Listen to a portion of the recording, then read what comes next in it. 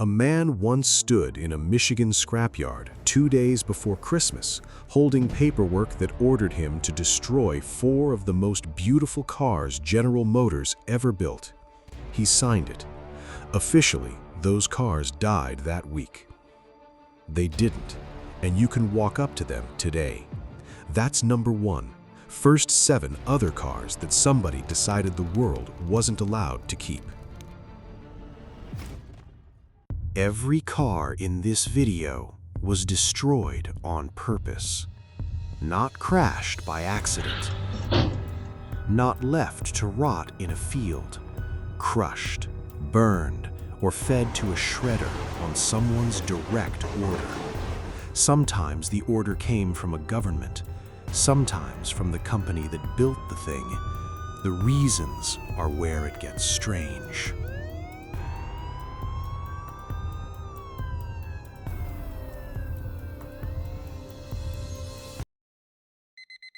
Start with the one that made a lot of people furious. On September 9, 2009, the Insurance Institute for Highway Safety lined up a gorgeous, fully restored 1959 Chevrolet Bel Air and ran it head-on into a 2009 Malibu at 40 miles an hour. The Bel Air is the car people point to when they say they don't build them like they used to. All that chrome. All that real steel. The crash settled it. The Malibu's cabin barely moved. The Bel Air folded around the crash dummy. The steering column collapsed. The seat tore off the floor. The door flew open mid-impact. The Institute had crash tested hundreds of cars by then, and the Bel Air scored worse than any of them. Poor in every single category. People online were certain it was rigged. No engine, they said, a stunt to sell new cars. It wasn't. The engineers had gone looking for a complete running car on purpose. They got their answer, and a beautiful machine died, to prove a point most people flatly refused to believe. The next one wasn't destroyed for science. It was destroyed for being a few months too young. In 2013, at the Port of Baltimore, United States Customs took a Land Rover Defender and crushed it in public. Nothing was mechanically wrong with the truck. The problem was a law. A foreign car can't be permanently imported into the United States unless it's at least 25 years old. Someone had altered this one's paperwork to make it look older than it was, so it went under the press. The next summer, it escalated. Before dawn on a July morning in 2014, Homeland Security agents spread out across the country and seized around 40 Defenders, hauling them out of driveways while the owners were eating breakfast. The trucks all traced back to one North Carolina importer who'd brought in more than 100 of them. Most of the owners genuinely believed they'd bought something legal, and they spent the next year fighting the government in court to get their trucks back. The most capable off-roader ever built, and the thing that nearly killed it was a date stamp. Now a car that millions of people would recognize on sight, and exactly one of them ever existed. March 1971, the Geneva Motor Show.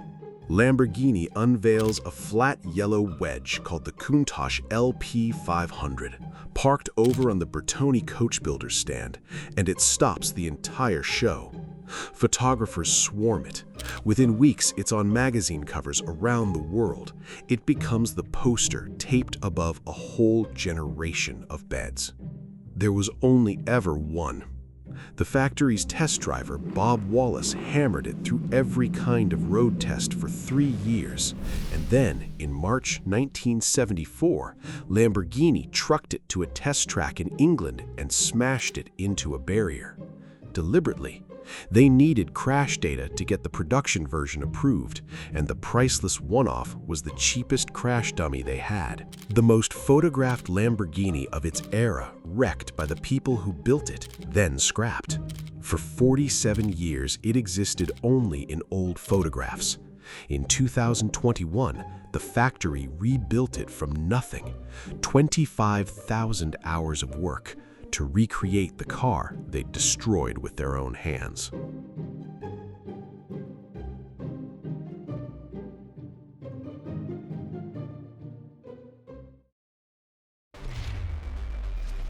Here's the part the industry doesn't put in the brochure.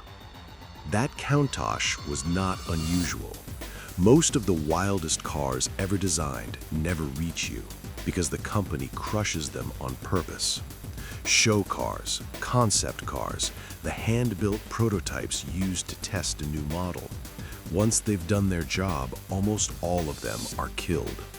The reasons are dull and ruthless. A prototype is never certified to be on a public road, so if one ever escaped and hurt someone, the lawsuit lands squarely on the manufacturer. There are no spare parts, there's no warranty, no way to support it. So the safest thing a legal department can do with a one-of-a-kind machine is make absolutely sure it stops existing. Think about that the next time you're at an auto show. The crowd is photographing cars that have already been sentenced. The company has already booked the shredder. This next company didn't destroy prototypes. It destroyed cars it had already sold to customers, and then tried to keep the whole thing quiet. In the 1970s, Lancia was still a respected Italian mark, and the Beta was its best seller in Britain. Then the Betas began to rust badly, right at the subframe, the steel cradle where the engine and gearbox bolt to the car. Lancia started a quiet buyback. Bring your car in, a mechanic whacks the front frame with a hammer, and if it crumbles, Lancia takes the car off your hands and sends it to a salvage yard down in Somerset. There, the engines were ripped out and the bodies were crushed. Nothing was ever resold. By early April 1980, they'd bought back more than 500 cars and spent close to £1 million quietly erasing their own product.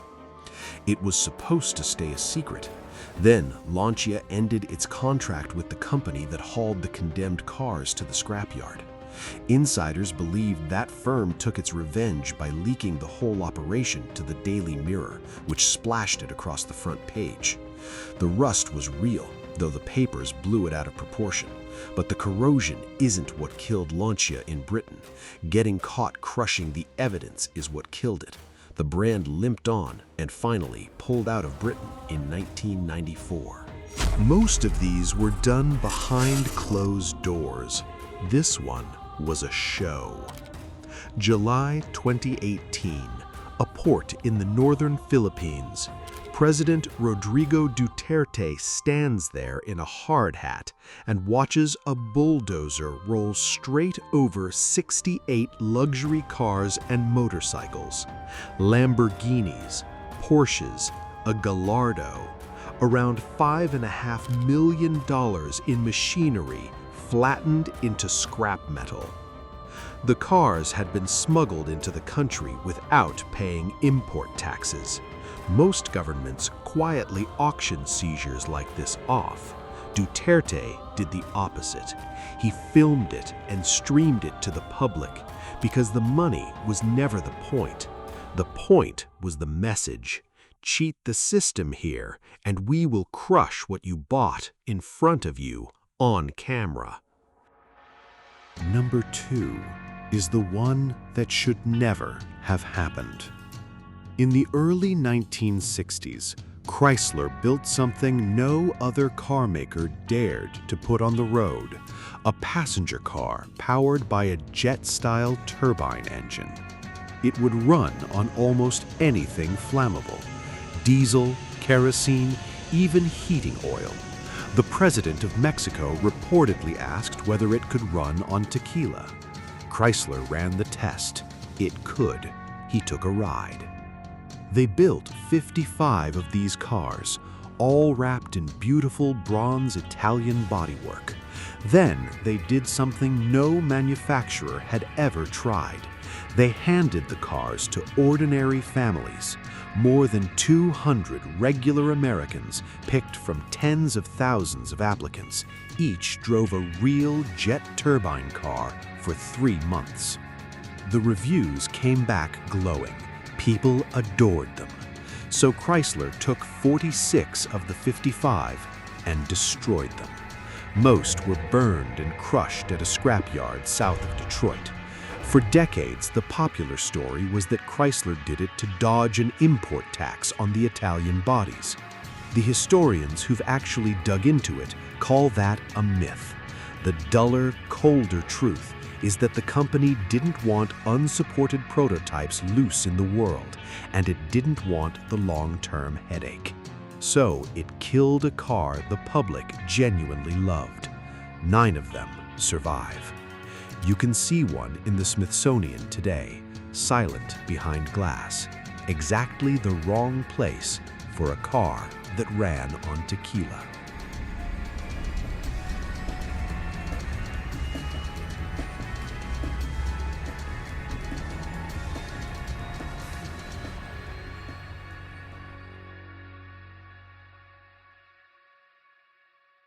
Which brings us back to that scrapyard 2 days before Christmas.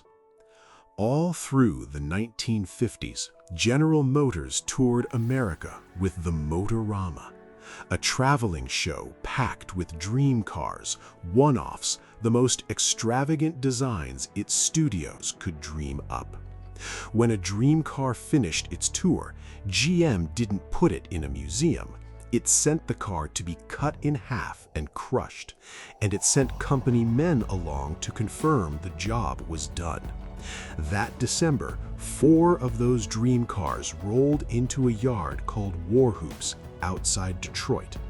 A LaSalle II Roadster, its 4-door sedan twin, a 1955 Chevrolet Biscayne.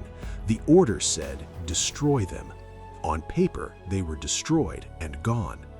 But the yard's owner couldn't make himself finish it. He shoved the 4 cars into a corner, threw tarps over them, and piled junk on top. And there they sat for nearly 30 years. In the mid-1980s, a collector named Joe Bortz heard a rumor about dream cars hidden in a junkyard. He went looking. He found them, some already sawn in half in preparation for the crusher. He bought all 4 and spent years putting them back together. Every other car in this video is gone for good. These 4 were ordered dead, signed off as dead, escorted to their own execution. And one man with a stack of tarps quietly decided the order didn't apply to him. Today, they sit in a museum in Los Angeles, fully restored. The only cars on this entire list that beat the crusher. 8 cars somebody decided you weren't allowed to keep. Most of the time, the order held. But every car here was destroyed in the open, on someone's order. Next time, we open a darker door. The cars nobody was ordered to destroy. The ones a company knew could kill you and kept selling anyway. The defects they buried and the people who paid for their silence.